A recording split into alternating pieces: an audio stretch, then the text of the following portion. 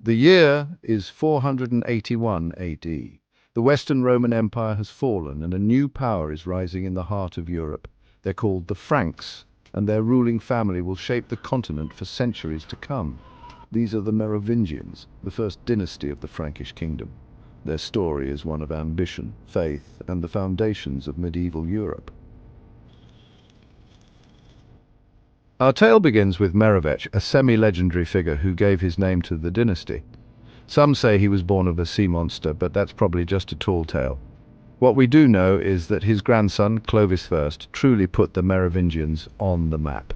In 481, at just 15 years old, Clovis inherited a small Frankish kingdom. By 509, he had united all the Frankish tribes under his rule. In 496, he made a decision that would change the course of European history. He converted to Catholic Christianity, aligning his kingdom with the Church and setting the stage for the Christianization of Western Europe. Legend has it that Clovis made a battlefield promise to convert if he won a crucial battle against the Alemanni. Well, he won, and he kept his word.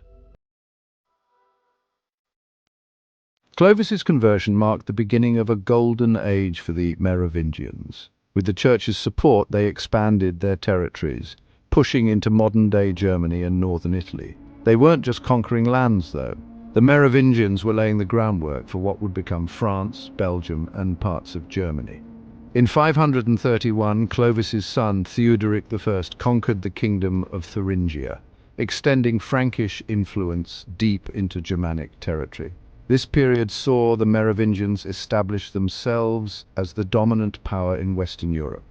They built alliances, fought rivals, and began to create a distinctly Frankish culture that blended Roman, Christian, and Germanic elements. The Merovingians had some unique customs that set them apart from other European rulers.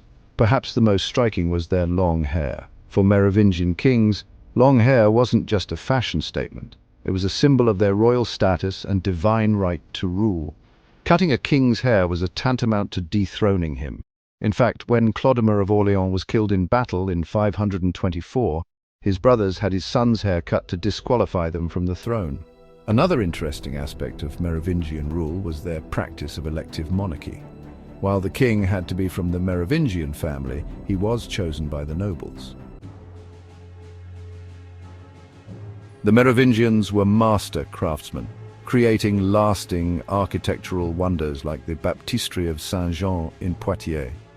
Their monasteries became centers of learning and culture, with places like the Abbey of Saint-Denis later becoming the burial place of French kings.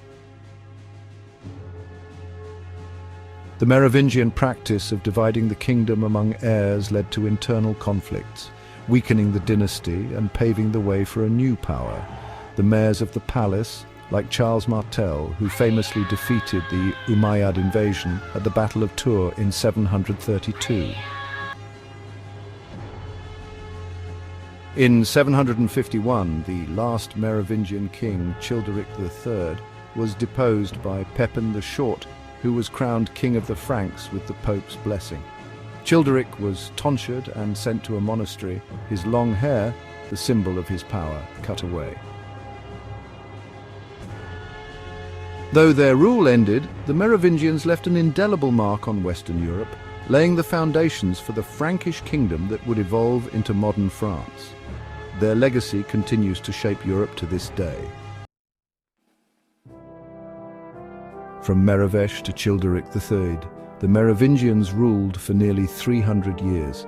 They united the Franks, spread Christianity, and shaped the political and cultural landscape of Western Europe.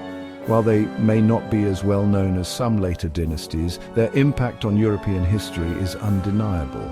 The Merovingians truly were the founders of Frankish power and the forerunners of medieval Europe.